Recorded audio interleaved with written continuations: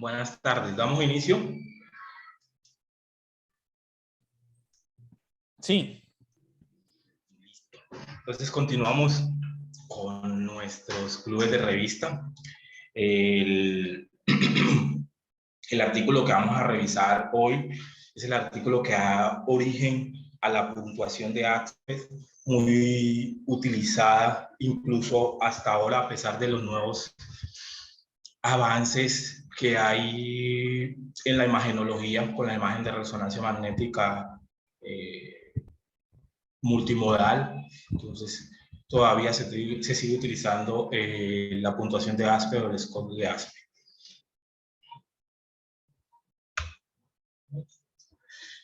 El artículo, el nombre original del artículo es Validez y confiabilidad de una puntuación de tomografía computarizada cuantitativa para predecir el resultado del accidente cerebrovascular hiperagudo antes de la terapia trombolítica.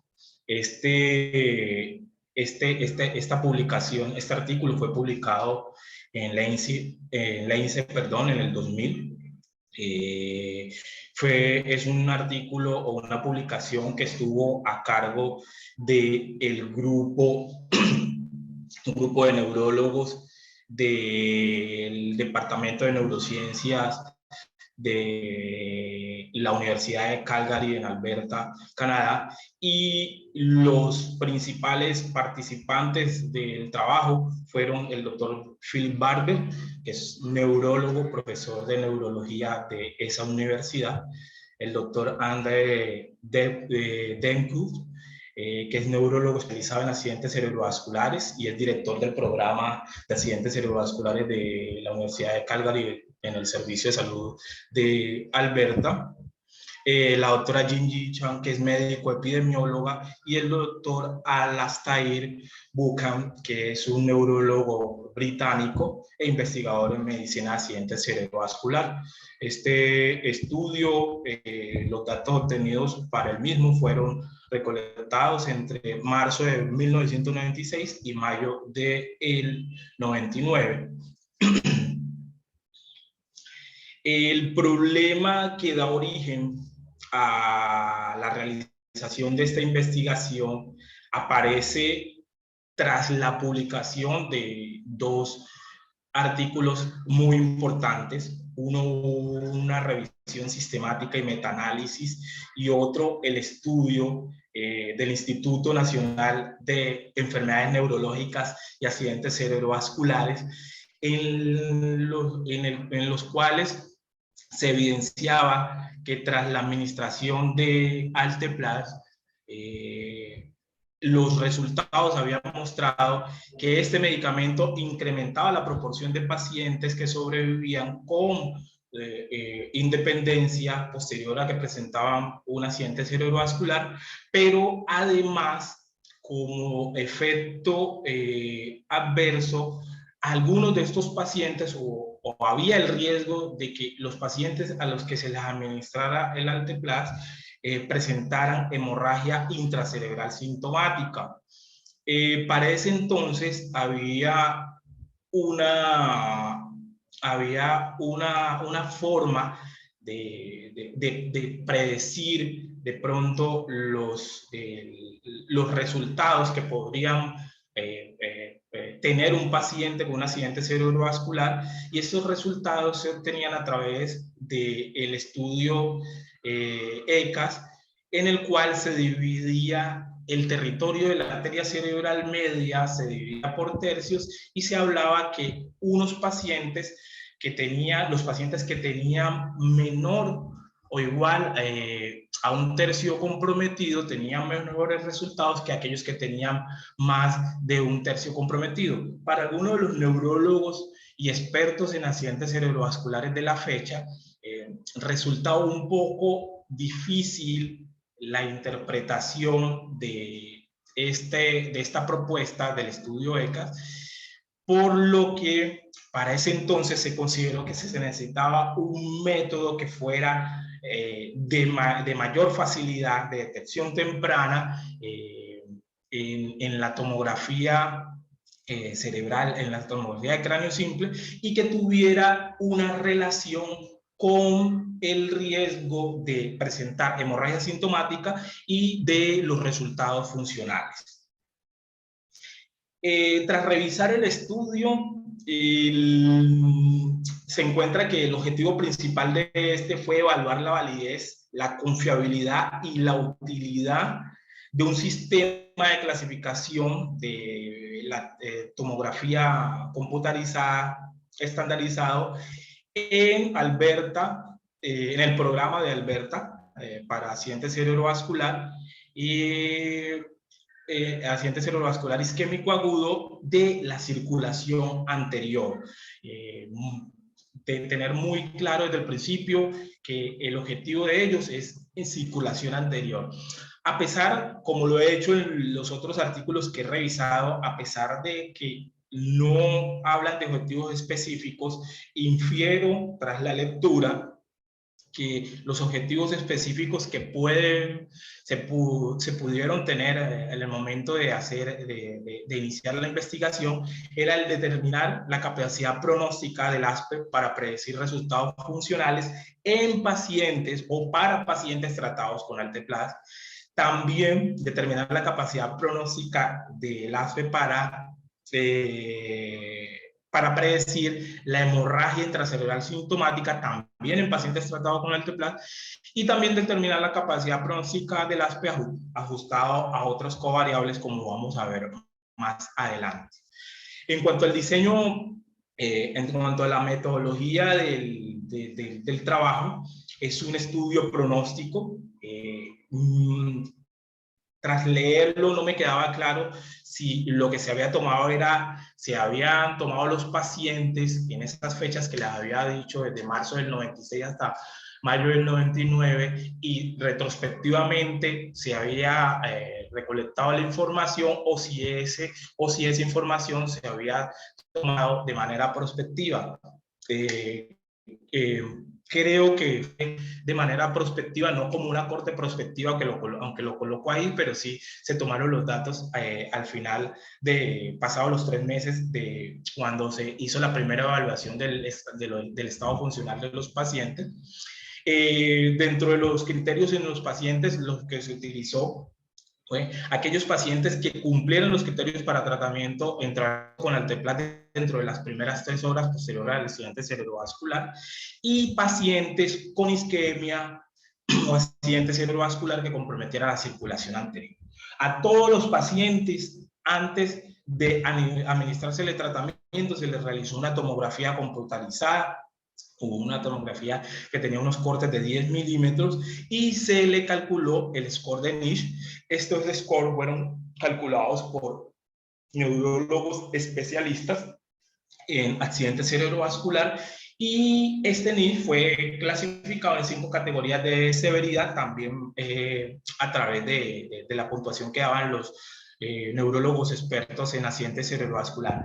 Se revisó la tomografía de cráneo simple, se buscó en esta presencia de hemorragia, en azul coloco los signos tempranos de accidente cerebrovascular como hipotenuación del parénquima, edema cerebral focal, la presencia de signo de hiperdensidad de la arteria cerebral media y para esta evaluación tomográfica se tuvieron en cuenta parejas de diferentes grupos. Un grupo de neurólogos expertos en accidente cerebrovascular, radiólogos en entrenamiento y también expertos, neuroradiólogos experimentados. Traje pues este dibujo que me parece que mostraba un poquito de manera más clara cómo se hizo la distribución para el cálculo del ASPE. Se tomó el territorio de la arteria cerebral media y se tomaron 10 puntos. Hubo 2 cortes. Un primer corte axial que estaba a nivel de los tálamos y de los núcleos basales, y otro corte rostral a estas estructuras gangliobasales. Lo que se dio fue a cada punto, a cada parte que se consideraba como parte del territorio de la arteria cerebral media, se le daba un punto para un total de 10 puntos. Y si se encontraba alguno de los hallazgos que nos pudiese inferir que el paciente estaba presentando isquemia, es decir, los hallazgos tempranos, como era la hipoatenuación, el parénquima y el edema cerebral focal, se le iba restando un punto, siendo 10 una tomografía normal y 0 un paciente con una isquemia difusa en el territorio de la arteria cerebral media. Los resultados primarios que se querían evaluar era el estado funcional a los 3 meses, se clasificó en 2 grupos, independencia de 0 a 2 puntos, se hizo con la escala de ranking modificado, y dependiente de 3 a 5 puntos y los pacientes fallecidos. Esta evaluación o esta calificación con la escala de ranking modificado fue realizada por neurólogos expertos en accidente cerebrovascular o enfermeros también expertos en tratar a pacientes con accidente cerebrovascular. Y el otro resultado primario que se evaluó fue la presencia de hemorragia intracerebral sintomática. Para el análisis estadístico se tuvieron en cuenta el coeficiente de Spearman para determinar la asociación entre el ASPE al ingreso, el NIS al ingreso, el ASPE posterior a 24 horas del accidente cerebrovascular y los resultados funcionales. Cabe destacar que el ASPE fue dividido en 2 categorías: en pacientes con ASPE menor o igual a 7 y pacientes con ASPE mayor a 7.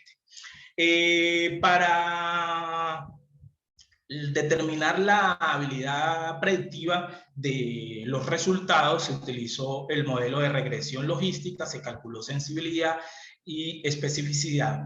Y para medir el grado de concordancia se utilizó el coeficiente de capa. Tanto el coeficiente de Spearman como el coeficiente de capa ya lo discutimos en una de las revisiones que hicimos de artículos, solamente para recordarle que el coeficiente de Spearman es una medida de correlación, de asociación o interdependencia entre 2 variables aleatorias.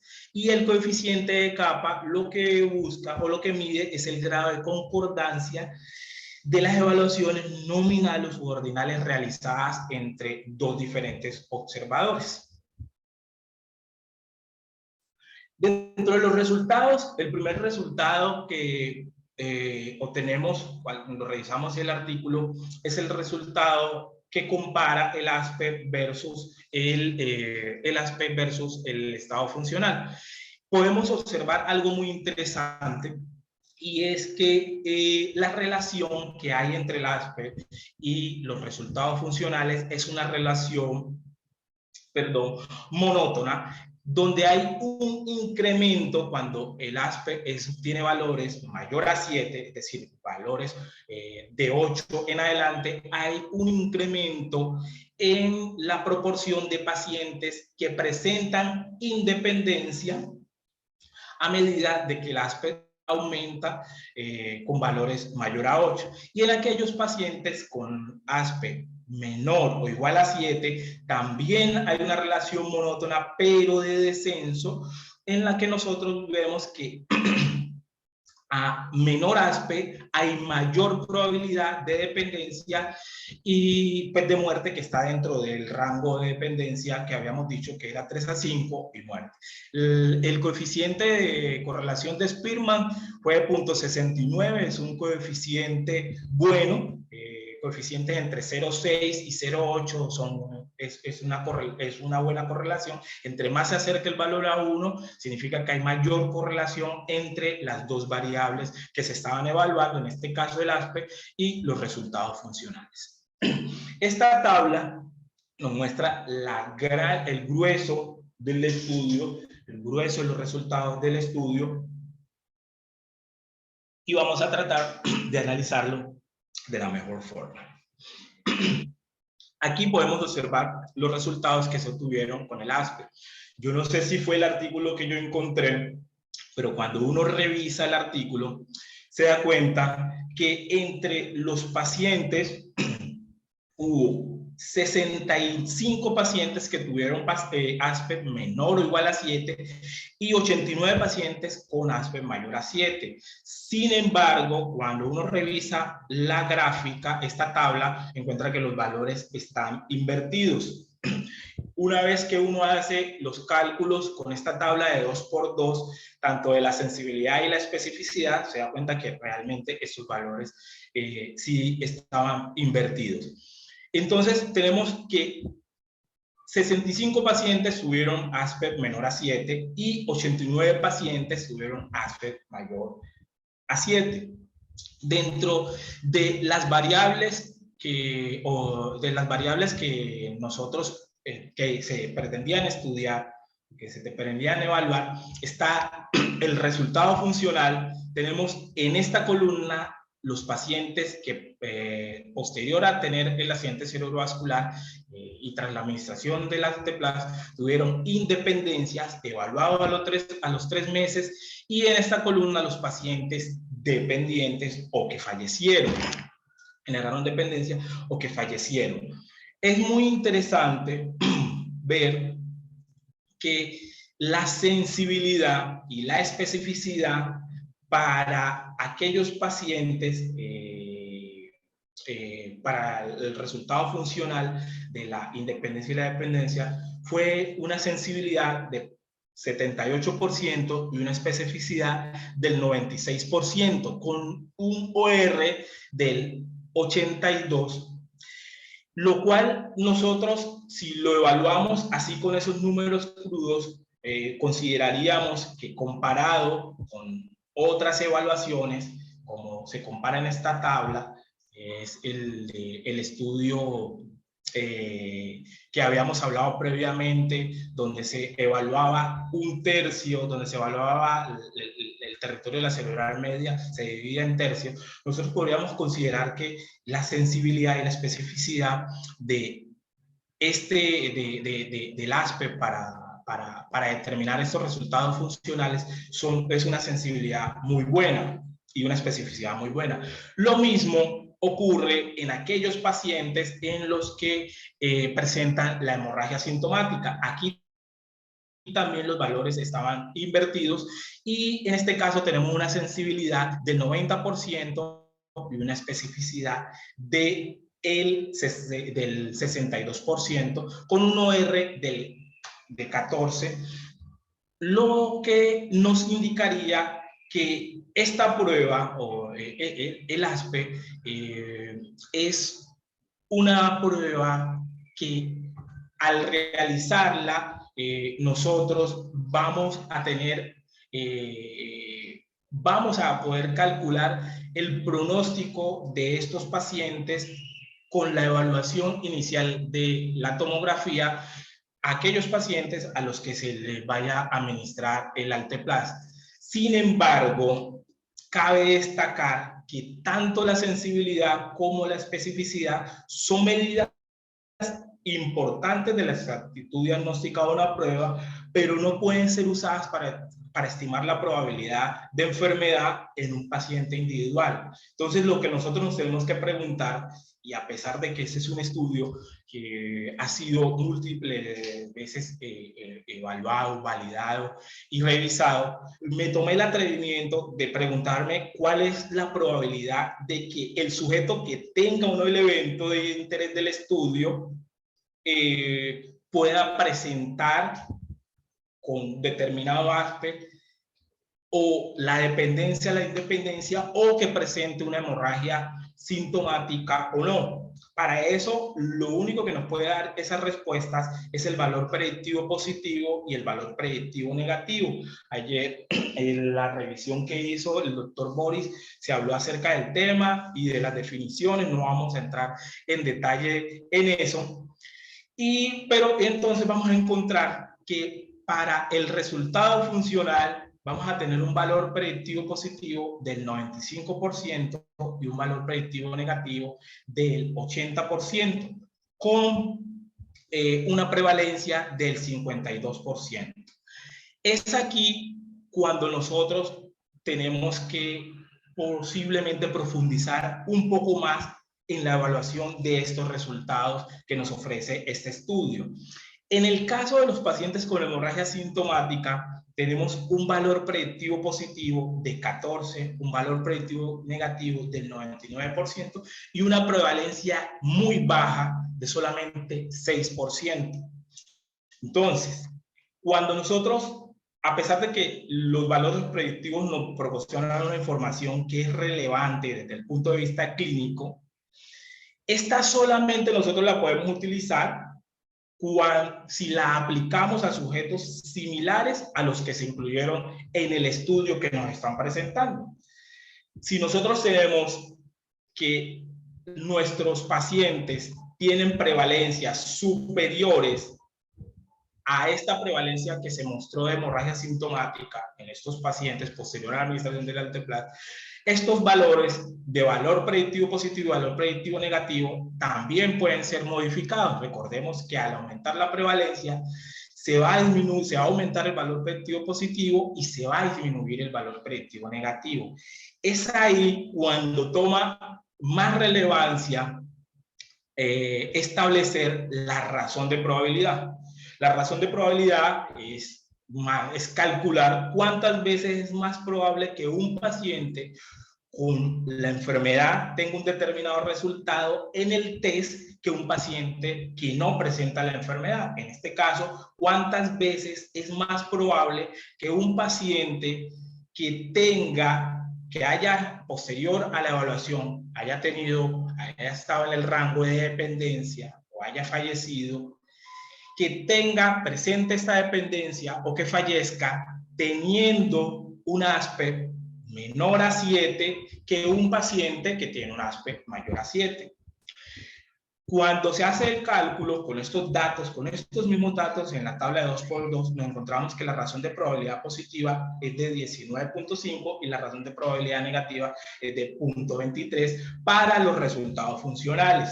Es decir, que un paciente que haya generado dependencia y tenga un ASPE menor, igual o menor a 7, tiene 19 veces más probabilidades que aquel que tenga un ASPE mayor a 7.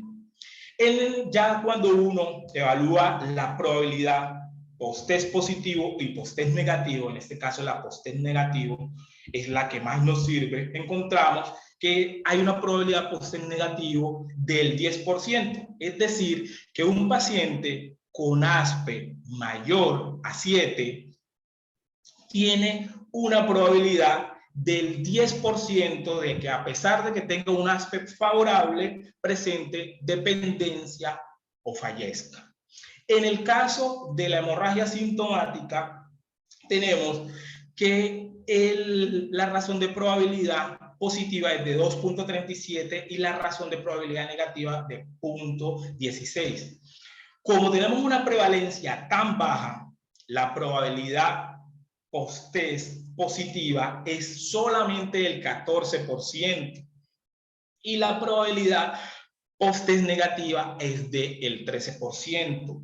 Por eso, a pesar de la conclusión del estudio, considero, adelantándome un poco, que evaluando el resultado funcional y la hemorragia sintomática, el ASPE no es tan buen predictor de hemorragia sintomática en paciente que recibe Alteplas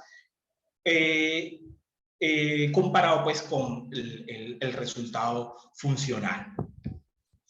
En la evaluación o el ASPE ajustado a otras covariables, se encontraron dos covariables que nos dieron resultados interesantes, que fue la edad.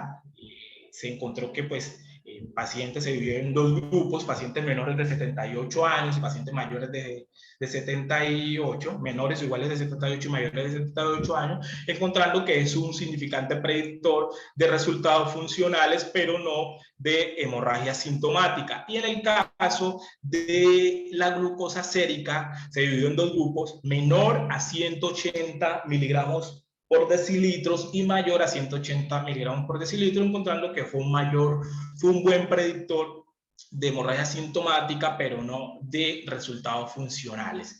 Es decir, que en aquellos pacientes que tienen ASPE con un resultado similar, pero que tiene una edad mayor a 78 años, este paciente tiene más probabilidad de presentar resultados funcionales desfavorables que aquellos menores de 78 años. Y en el caso de la glicemia sérica, aquellos pacientes con valor de ASPE similar, los que tengan glucosa sérica mayor a 180 miligramos por decilitro, tienen mayor probabilidad de presentar hemorragia sintomática posterior a la administración del Alterplet versus aquellos que tengan una glucosa sérica menor a 180.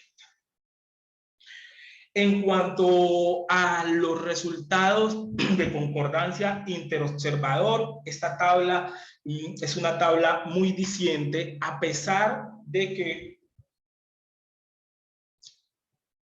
el coeficiente de Cohen en el cálculo del ASPE fue un coeficiente, por ejemplo, en lo que cabe a los neurólogos especialistas, fue un coeficiente bueno.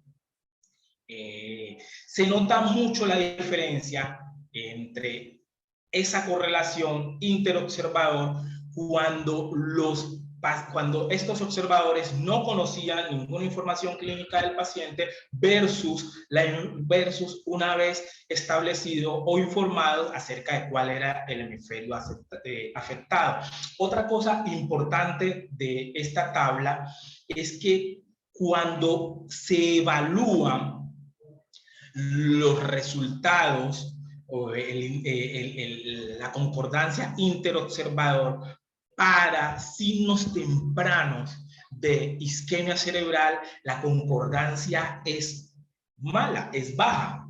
Es incluso en aquellos, en radiólogos experimentados y en neurólogos con experiencia en accidente cerebrovascular, tiene un índice de Cohen de 0.25. Recordemos, valores menores a 1, nulo, menores a 0, nulo, 0 a 2, malo, 0.2 a 0.4, baja, 0.4, 0.6 moderada. Entonces, me llama la atención de que para obtener o para determinar ASPE mayor a 7 y menor a 7, tuvieron una correlación interobservador moderada, pero para establecer cada punto de los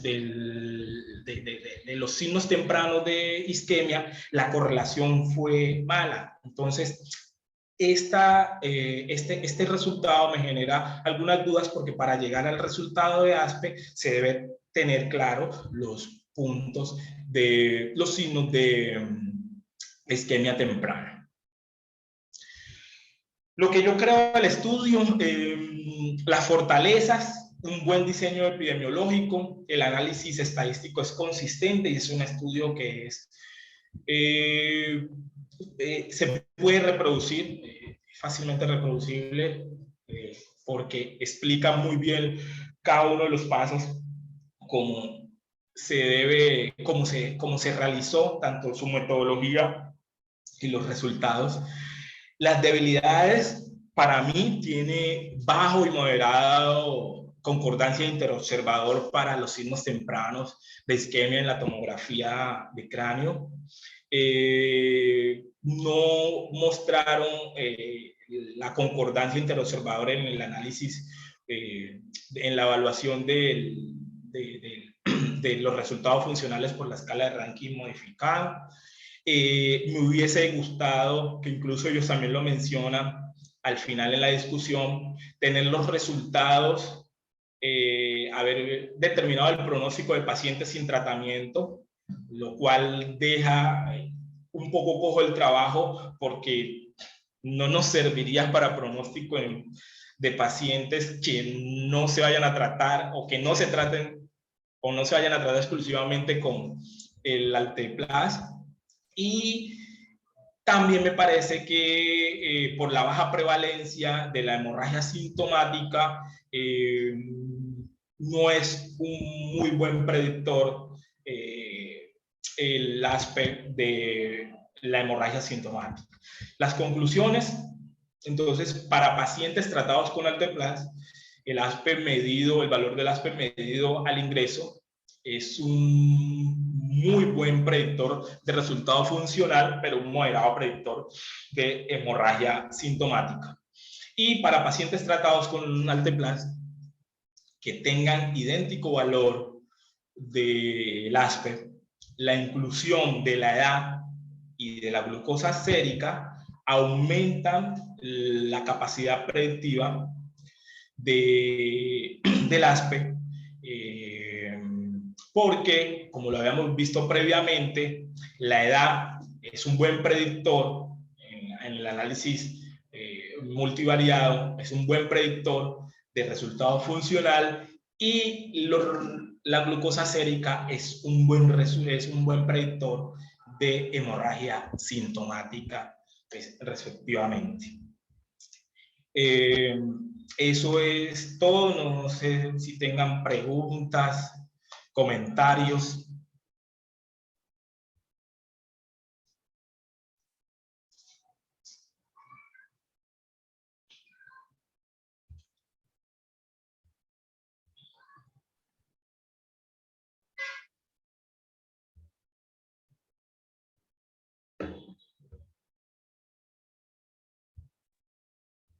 Aló.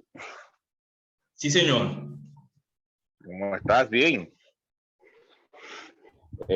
Bueno, al leer el artículo y que tú has resumido acá, ya sabíamos, hay una parte que creo que no mencionaste. Nosotros ya sabíamos desde hace mucho tiempo que fue una de las cosas que también el ASPE trata de hacer, uno de los objetivos, y es lo que tratamos también de hacer en todos los estudios que hacemos, que describimos nada más desde el punto de vista clínico.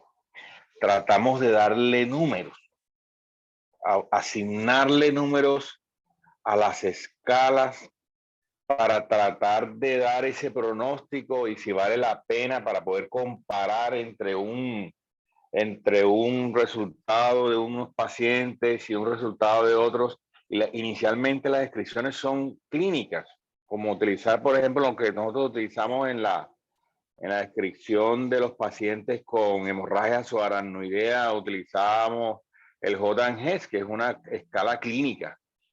Y después se comenzó a utilizar en la WFNS, con ayuda de la escala de Glasgow, teníamos ya como para tratar de que ese interobserver, ponernos de acuerdo en que cuando se revisaba un paciente y yo colocaba una descripción, era era más fiable para que otro especialista al revisarlo supiera en qué estado realmente estaba el paciente y uno al final decidir si lo que estamos haciendo vale la pena. El ASPE también, nosotros sabemos que los pacientes con infartos isquémicos extensos tenían mayor probabilidad de morirse y quedar dependientes. Entonces, con el ASPE se trata de, pero bueno, ¿qué tamaño? El tamaño grande, tamaño mediano, tamaño pequeño. Y el ASPE nos viene a dar en el inicio del 2000, nos viene a decir, el número mágico es 7. Si usted cuenta 7, ese paciente ya o tiene menos de 7, ya este paciente comienza a tener ese punto de gravedad. No nos dice no le haga nada, sino de que a pesar de que le haga todos los tratamientos, ese paciente tiene una alta probabilidad de fallecer o de quedar con un déficit neurológico muy grave. Entonces, tratar de que el ASPET, una de las cosas era ponerle número a esa interpretación subjetiva que teníamos de que un infarto grande, el paciente le va mal. Eso es claro. Entonces, con el ASPET también tratamos de como que localizarlo. En este momento de la resonancia, no sabemos todavía, incluso, qué pasa, porque a pesar de que tenga un ASPET malo, tú mismo ya lo mencionaste, ese paciente puede tener un buen resultado. Así sea un porcentaje bajo, pero puede mejorar o puede mantenerse en buen estado. Y el otro aspecto del otro lado también. Entonces son probabilidades. Un paciente con un buen aspecto, con un buen nivel 12 y sin embargo puede hasta fallecer. Y ahí también se le sumó la edad, que también nosotros ya sabíamos eso de hace mucho tiempo, el paciente entre más anciano, mayor probabilidad. Entonces aquí cogieron y encontraron un punto, que es el de 78 años, y también sabemos lo de la temperatura, pacientes con fiebre, pacientes con hiperglicemia. En este caso encontraron los pacientes que la glucosa tuvieron estos casos en que se relacionaban con que le dábamos alteplasa y si no había un control adecuado de la glicemia, y es una de las respuestas que en este momento es, hay que mantener el paciente normoglicémico. ¿Por qué? Porque el tratamiento que hagamos tiene mayores complicaciones y entre ellas la transformación hemorrágica del ACV isquémico. Entonces, bueno, muy interesante este estudio con base a unas cosas que han pasado 24 años, 22 años, perdón, aproximadamente, y hay cosas más en que el ASPET ahí está, incluso para nosotros en nuestro hemisferio, siempre yo le hago esa comparación, siempre nosotros estamos en ese aspecto de que en esos años para ellos también era difícil tener resonancia. Ahora ellos tienen resonancia a toda hora. Nosotros seguimos así como ellos hace 20 años no tenían resonancia. Nosotros aún continuamos sin tener la resonancia como que rápidamente, como para tomar decisiones. Y todavía en este momento ya hay estudios que están tratando de cuáles son los pacientes que van, así como se hizo el ASPET con tomografía, se está tratando de hacer con resonancia, pero es mucho más difícil porque sabemos que hay muchas áreas que nosotros todavía tenemos áreas muy claras de elocuentes, pero todavía hay otras que no tenemos muy claro su funcionamiento. Entonces, sigue en desarrollo, pero el ASPET para nosotros, aquí en nuestro hemisferio, sigue siendo muy importante. Y ya después, con la resonancia, podríamos ver, bueno, lo que hicimos valió la pena o no valió la pena. Con un numerito que ocultamos ahí, que utilizamos con el Glasgow, el ASPED, el MIS, que también tiene mucho tiempo de ser utilizado, pero sigue siendo importante. Yo a veces creo que nuestros compañeros clínicos, a veces los veo que cuando veo las notas de ellos, de su ingreso, no lo utilizan mucho, no sé por qué. Y ya cuando recibo llamado de los clínicos para decirme, mira, para ver si de pronto tú le puedes hacer algo de punto de vista quirúrgico, ya encuentro el paciente con un Glasgow y con unos deterioros neurológicos tan profundos que ya llamarme ahora ya no tengo nada que hacer. Y a veces a pacientes mayores de 80 y pico de años, 85 años, y aquí ya ni nada que hacer. Entonces hay una serie de cosas que es muy importante tener esto que tú acabas de mencionar. Ojalá pudiéramos nosotros tener estos intercambios con los clínicos, porque lo que tenemos que hacer es hacerlo así rápidamente y cómo va, para estar atento a esos cambios. Y ya, bueno, tenemos uno que otro paciente que de pronto podemos detectar, pero con la ayuda de los residentes de que no desechemos estos pacientes con ACV isquémico, sino estar pendientes de ellos, irlos clasificando y como vigilando a pesar de que no estén con nosotros inicialmente, porque inicialmente el manejo es netamente médico, pero hay algunos que van a necesitar probablemente, y si es a tiempo, una intervención desde el punto de vista neuroquirúrgico, de neurocirugía con craneotomía, descompresión, etcétera. Bueno, muy bien y gracias, Claudio, por esta presentación.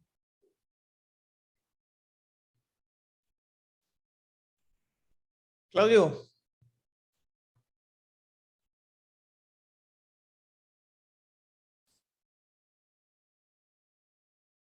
Claudio.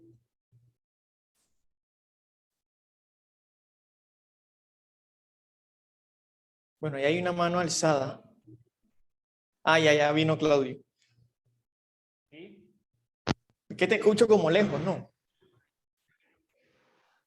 No se escucha. Sí, señor. Ahora sí, ahora sí. Claudio, ¿qué crees que pasaría? Sí, señor. ¿Qué crees que pasaría si llegásemos a modificar las 3 horas del ictus? Digamos que si ampliáramos un poquito más ese tiempo. Pero sobre la base de este estudio. Sí. Profe, yo creo que y no ahí lo cambiaría. mencionan, ahí mencionan también algo en ese respecto. Ellos mencionan algo sobre eso. ¿En cuánto tiempo estamos hablando? No, digamos 6 horas.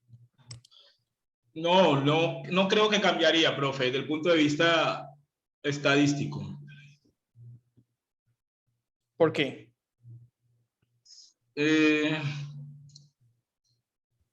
Porque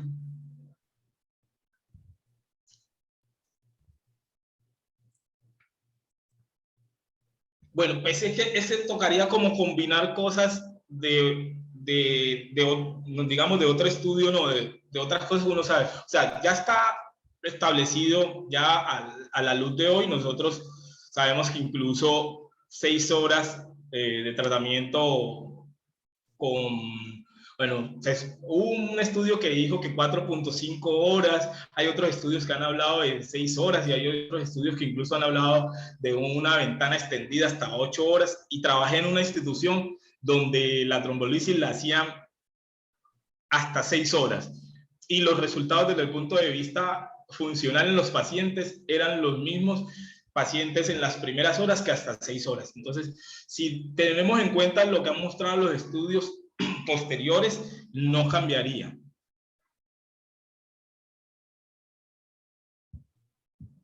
También hay que tener en cuenta, acuérdate de que una persona no es igual a otra. Claro, de profe. que tengan la misma edad, que tengan la misma profe. sexo, que tengan claro. nada más el mismo hipertenso, y sin embargo no sabemos cómo va a responder uno y cómo va a responder el otro. O sea, por hay eso una particularidad precisamente biológica jodida que es difícil.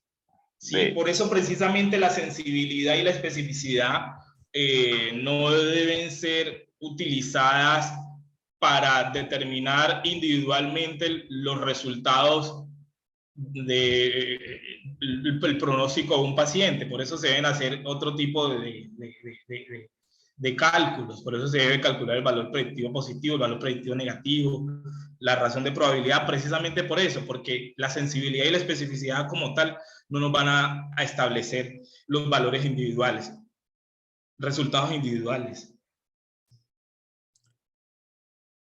Colócate la gráfica esa de donde se da la importancia al punto de corte 7 del aspect. Sí, señor. Un momento.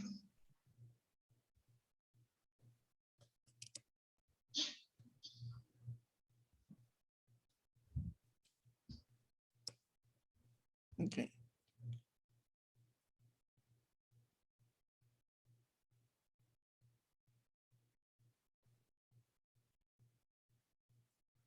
Muy bien. Estamos hablando de Spearman, ¿cierto? Que es correlación. Sí, señor. Exactamente. Tú nos mencionabas que ese 69 o punto 69 es una correlación, digamos, no tan fuerte. Se clasifica cuando uno busca en los textos guías como buena. De 0.6 a 0.8 buena, de 0.8 a 1 muy buena. Ok. ¿Y qué implica que sea correlación? Eso es lo que nos está diciendo es que que el paciente en este caso, el paciente que tenga el ASPE mayor a 7, en la medida en que el ASPE aumenta o es mayor, el paciente tiene mayor probabilidad de tener resultados funcionales buenos, de independencia. En este caso, pues un ranking de 0 a 2. Por eso decía que la relación que yo veo en la gráfica es una relación monótona ascendente para aspects mayor a 7 y descendente para aspects menor a 7. Sí. Lo que pasa es que, en este caso tú estás hablando de Spearman, digamos, los autores utilizaron Spearman, pues ellos están haciendo una cosa que es contraste de hipótesis, ¿cierto? Espera un momentico, que casi no estoy escuchando. Sí, que utilizaron Spearman y qué, profe.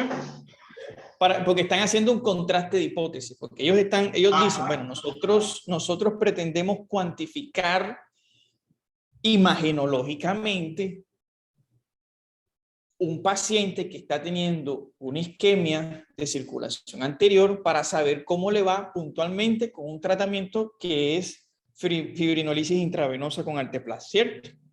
Sí, señor. Entonces, ellos aplican este coeficiente de correlación de Spearman, ¿cierto? Que como es correlación, son variables que son aleatorias, como bien tú lo mencionaste, ¿cierto? Aquí no estamos hablando obligatoriamente de la relación de una variable dependiente con una independiente, sino de dos aleatorias. ¿Cómo se comporta, en este caso, el resultado funcional versus un valor del aspecto, ¿cierto?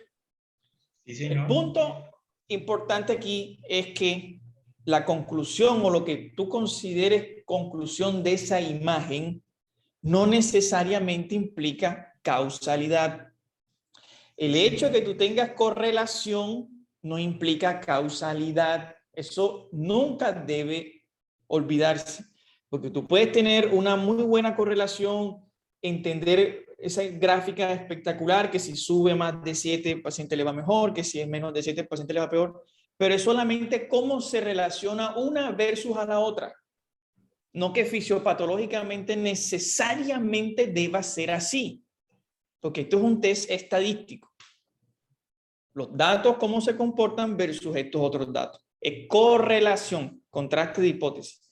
Diferente, ahora sí pasa la gráfica, la que sigue, la tabla. Esa tabla es muy importante porque aquí se ha metido digamos, una fuerza de relación, que es el OR, ¿cierto? Ahí se aplicó, para poder calcular ese OR, se aplicó una cosa que es un test de regresión, ¿cierto? ¿Es así? Sí, señor. ¿Por qué aquí se tuvo que aplicar un test de regresión y no se volvió a hacer, por ejemplo, una correlación?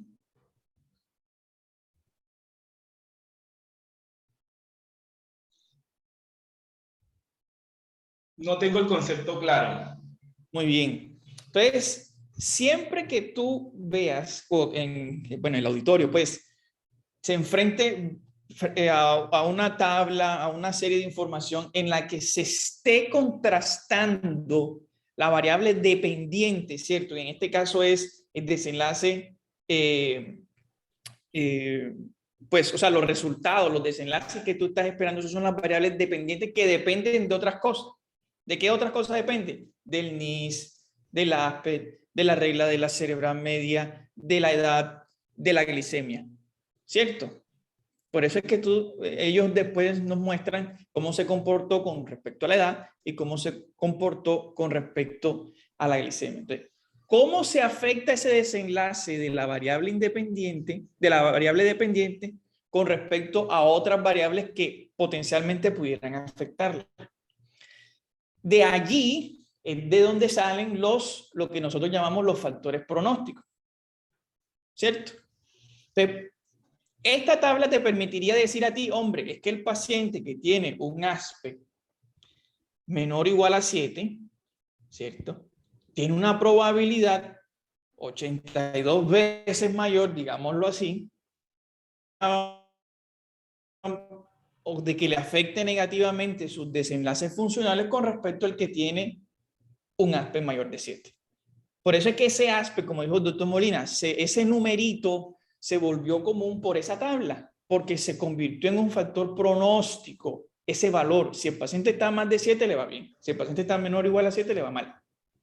Pero es un número, es una cosa muy puntual, y ahí todos no van a encajar, que es el concepto que tú estabas diciendo. Entonces, lo otro que tenemos que ver allí es que es una tabla que está contrastando los dos desenlaces, el desenlace funcional y el desenlace del sangrado sintomático, no de sangrado, porque si de pronto hubiesen puesto solamente sangrado, que a uno le interesaría también saber eso. Yo quiero saber la proporción de pacientes que sí sangraron y la proporción de pacientes, como está en la tabla, que hicieron sangrado y que se convirtieron en sintomáticos. ¿Ya?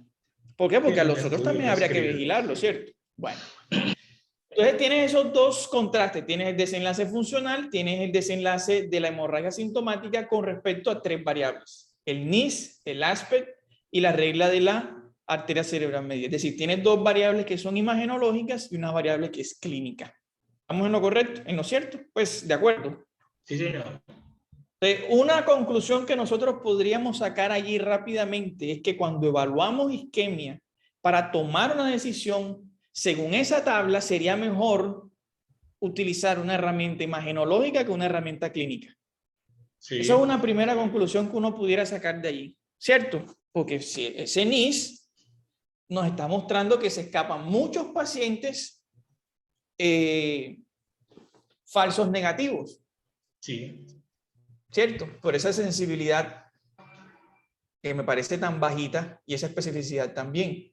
Entonces, fíjate, el ASPECT en términos de desenlace funcional tiene una especificidad más fuerte, ¿cierto? Y en hemorragia sintomática el ASPECT tiene una sensibilidad más fuerte con respecto a la especificidad. Por eso es que se comportan así. Tú pusiste una tablita abajo, ¿cierto? Como de los valores predictivos negativos y esas cosas. Exactamente. Entonces, ¿por qué una prueba? Esto es una tarea para la casa. ¿Por qué una prueba que es altamente específica tiene un alto valor predictivo positivo? ¿Y por qué una prueba que es altamente sensible tiene un alto valor predictivo negativo? Ese ejercicio que tú hiciste está muy bueno, porque es que uno tiene que seguir aclarando qué significa un determinado porcentaje, un determinado indicador, un determinado valor de fuerza de asociación. Me toca entender qué significa eso. Boris comenzó a hacer el ejercicio, me pareció bien. En este club de revistas se está fortaleciendo. Me gustó eso de que se haya seguido desglosando la información, porque es que uno cuando lee, y es el objetivo que sigo insistiendo en que se debe lograr, es que leamos de forma crítica. O sea, que deconstruyamos la información que nos están dando, porque el hecho de que esté publicado no significa que sea cierto. El hecho de que se haya publicado no significa que sea correcto. Y el hecho de que uno escuche siempre que se hable de ASPECT, por ejemplo, por utilizar este nombre, no significa que sea la mejor herramienta, ni la única.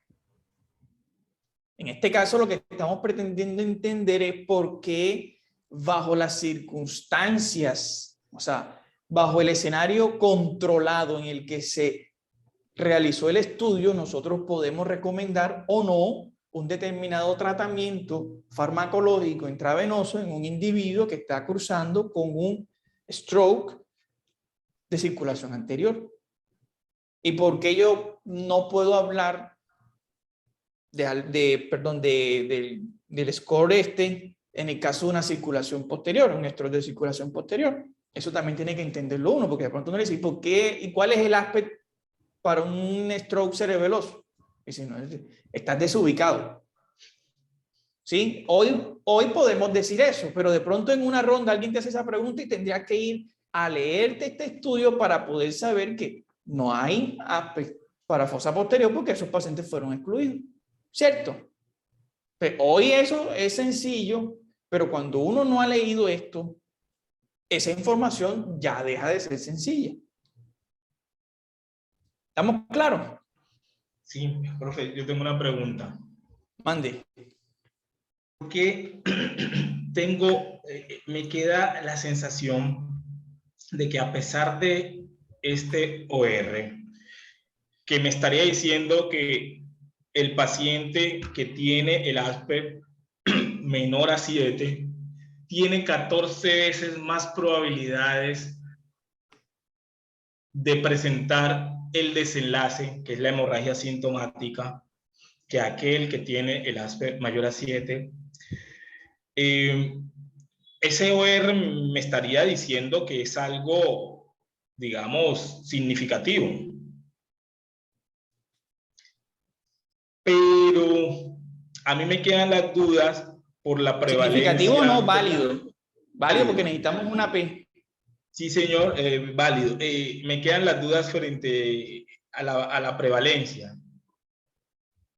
Ajá.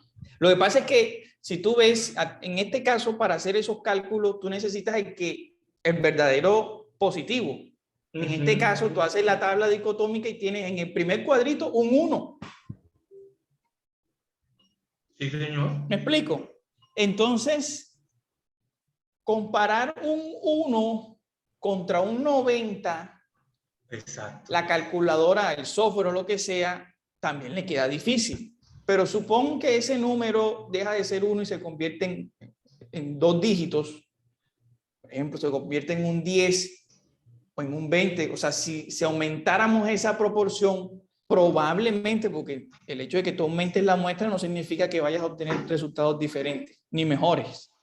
Pero probablemente yo creo que esos números como tan extremos nos limitan a nosotros a generalizar o a tener claridad sobre el resultado. Esa duda que tienes tú es cierta, es interesante, es importante, pero yo creo que se debe a eso, al tamaño o a las proporciones que tenemos allí. Perfecto, gracias.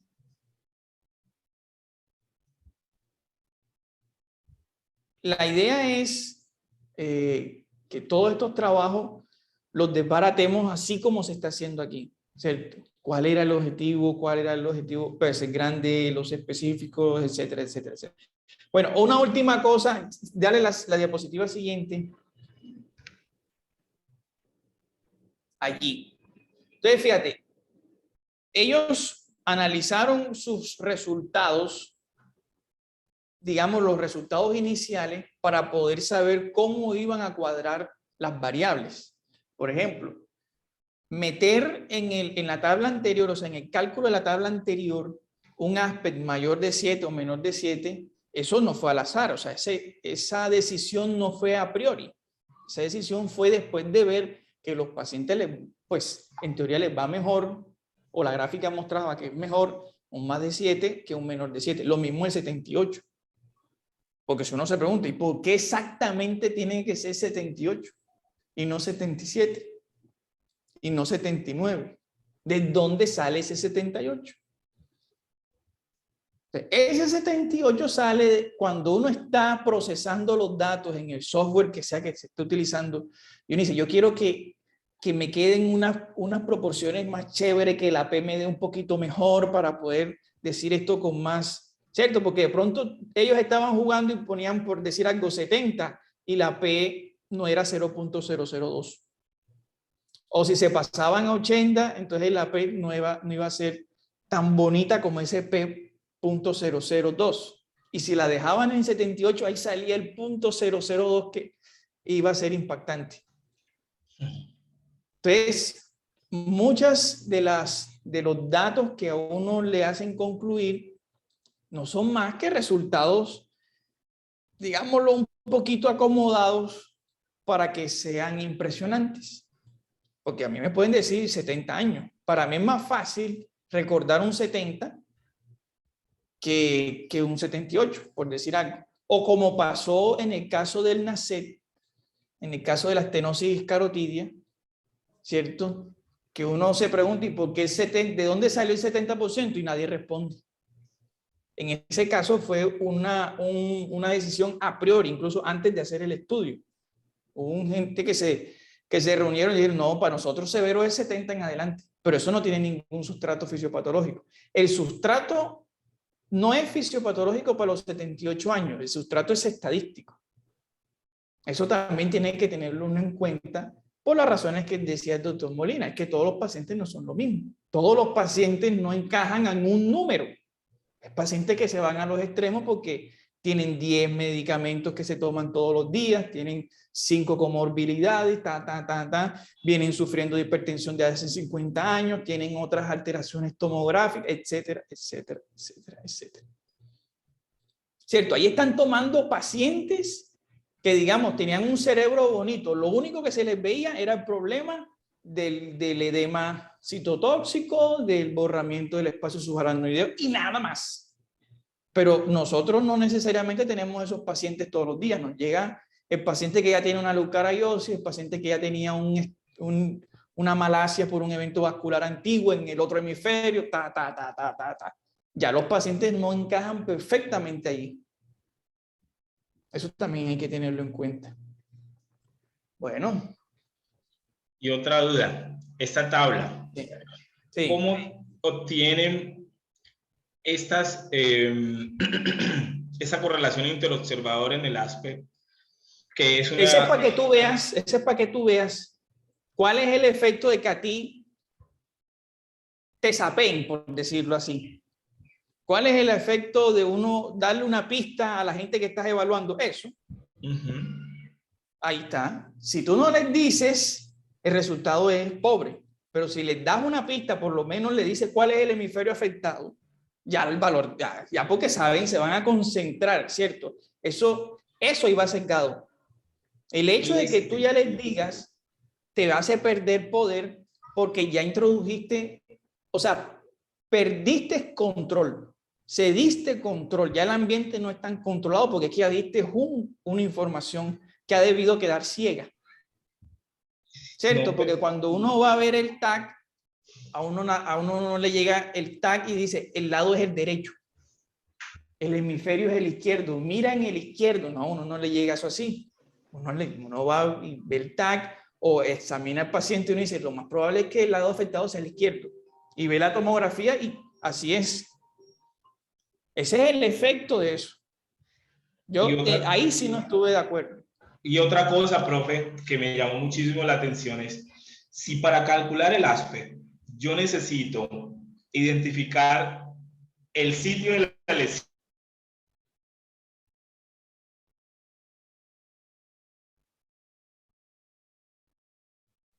Aló, se cortó. Oigo, se fue. Sí. Una alta, buena. Espera, para que no te escuchamos. Sí, vuelvo nuevamente. Si para calcular el ASPE yo necesito identificar los signos de isquemia temprana y si tengo unas correlaciones bajas en sitio de lesión, isquemia temprana, ¿cómo hago para tener una correlación de 69 en el ASPE? Si yo para calcular el ASPE necesito de lo demás. Lo que pasa es que ahí estás evaluando cómo se comportó puntualmente esa parte de la variable.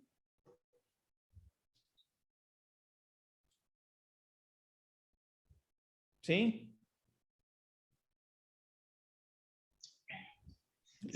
Seguramente seguramente desbarataron el ASPE para saber eso que tú estás viendo, ese punto 25 ahí arriba. Perfecto. O sea, ahí lo que ¿qué puede decir uno? Bueno, el aspecto de un neurólogo toca cogerlo con... O sea, el aspecto que te dé un neurólogo desconociendo información clínica no es confiable. Es más confiable incluso de un residente de radiología, ni siquiera de un neuroradiólogo experto. Pero si tienes información clínica, pues si ya sabes cuál es el hemisferio afectado, ahí sí te sirve lo que te digo el neurólogo. Eso es otra cosa que puedes concluir de ahí.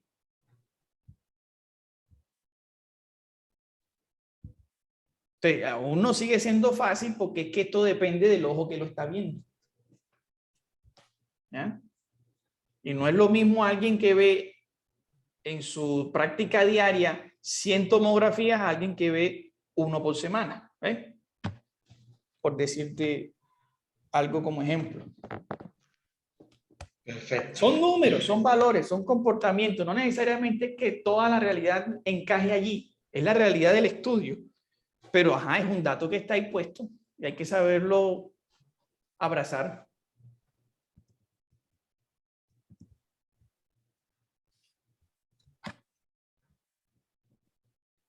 Santiago tenía que la mano alzada. Una pregunta. ¿Es Santiago? No, no era tanto pregunta, sino como para más adelante tener nosotros en cuenta al utilizar esta herramienta, pues que solo es para los pacientes que se les aplicó Alteplase, ¿no? No otro medicamento. Que lo que ustedes ya habían dicho, que solo para circulación anterior, no está hablando de otros territorios. Obviamente, aquí estamos en algunas áreas limítrofes, sobre todo esas áreas de conjunto entre la cerebral anterior, la cerebral media, incluso los límites entre lo que sea el globo pálido y la cápsula interna o la cabeza del caudal. No, no siempre es tan fácil en las tomografías. Y curioso que a pesar de que es un estudio tomográfico o de que evalúa una herramienta tomográfica, de lo que hemos revisado, todos involucran la desviación de la línea media y en este pues no, no lo tuvieron en cuenta, solamente era como comentar esa cosita. Exacto. Perfecto. Y otra cosa que no comenta en el artículo es el tipo de accidente cerebrovascular. No sabemos si fue embólico, si fue de enfermedad trombosis, pues de enfermedad de pequeños vasos, o si fue de otro tipo. Hay otras, ¿cómo te diría yo? Causas. Englobaron nada más las lesiones de la arteria cerebral media sin saber la etiología y trataron pues de colocarle número a esa extensión y qué correlación tenía con la recuperación debido al tratamiento con Alteplasa, cómo les iba, qué pasaba, qué complicación tenía. Pero no sabemos la etiología tampoco del accidente cerebrovascular. La mayoría son tromboembólicos de arteria cerebral media, ¿de acuerdo? Pero no todos, no todos son tromboembólicos. O sea, aquí debemos asumir también que cuando hablamos de ASPE estamos hablando de un gran paso. Exacto, se supone, porque estamos podemos hablando de la estar arteria hablando de un cerebral gran media, vaso. de un gran vaso como arteria cerebral media. Es decir, entre más bajo sea el aspecto, más gran vaso es, porque entre más alto sea el aspecto, más cortical debe ser la afección, o más puntual debe ser la afección. ¿Cierto? Entre menos es eso es lo otro. Mal, exacto. Y entonces uno también puede decir, lo que pasa es que un gran vaso no se trata igual que un pequeño vaso. Eso también lo sabemos. Ya la historia natural de tratar un gran vaso, es una oclusión de un gran vaso, sabemos que no es el mismo resultado si lo comparamos con una trombectomía, por ejemplo. Exacto. La trombectomía nada más es para gran vaso. Es para el gran vaso. Pero tenemos ahí, por ejemplo, la ventícula estriada. Exacto, es Son que es un vaso pequeño. Exactamente. Entonces habrá accidentes cerebrovasculares de ganglio basal. Esa diferenciación de ganglio basal y el cortical. Aquí que se puso un número, bueno, cogió la cabeza del núcleo cavado, cogió y parte de la cápsula interna, entonces a ese le colocamos 2. O le colocamos, perdón, serían 8. Entonces se le colocaría 8. Es lentícula estriada. Y es 8, se supone que debe, y puede quedar un gran déficit. Si ese paciente lo cogen y toma una parte, por ejemplo, hemisférica izquierda, puede quedar con un déficit importante. A pesar que tiene un aspecto alto. O ser joven. Entonces es ahí es una cosa que esas son variables que no pueden encajarse. O sea, no tenemos un número y tenemos que manejarlo. Y tenemos que verlo y compararlo a las 24 horas, como ahí hacen en el estudio, que tenemos el número y después lo comparamos. Igual que un Glasgow. Tú haces el Glasgow ahora y lo importante no es ese número, sino que pasa después que tú comenzaste a hacer el tratamiento, comenzaste a hacer la reanimación, comenzaste a hacer cosas para mejorarlo y el paciente comenzó a responder, oye, lo que estás haciendo está dando buen resultado. Entonces, eso también a las 24 horas ya sabían de qué lado era, ya tenían idea de lo que estaba pasando con el paciente. Y vean ustedes cómo, principalmente en el neurólogo especialista, el que maneja al paciente, el que revisa la imagen, a pesar de que lo que diga el radiólogo tiene una muy buena correlación interobservador, tiene una buena capa, un buen índice de capa. Entonces, no, sí, muy interesante todo esto. Y bueno, hay que, no solamente todo esto que nos explica el doctor Alvis, sino también la correlación con otras escalas y con las que vienen, porque siempre se vienen perfeccionando, se vienen viniéndose otras escalas que nos ayudan y la correlación es fundamental. Porque sabemos de que un solo indicador, una sola escala, un solo score, no es el que nos dice qué va a pasar. Una sola variable, no, tenemos que ir haciendo siempre la correlación de las variables para tomar y llegar a hacer esa gran decisión importante. A este le voy a ir con todo o a este definitivamente no lo voy a hacer nada porque el pronóstico definitivamente no va a ser favorable para él. Esa decisión siempre es difícil y bueno, aquí estamos observando y se ha hecho un análisis minucioso con la ayuda del doctor Alvis de una de las indicadores, una variable, que ha sido siempre muy importante, la radiología, la tomografía. O sea, ya hay artículos y si vamos al continuum de neurología, tomos enterito nada más para hablar de artículos completicos hablando nada más aspectos radiológicos del accidente cerebrovascular isquémico, hemorrágico, etcétera. Y el isquémico tiene todas sus análisis, tanto en tomografía como ahora con la ayuda de la resonancia, para hacer diagnósticos y plan de tratamiento acorde a lo que estamos encontrando y viendo. Así es. ¿El próximo cuál es?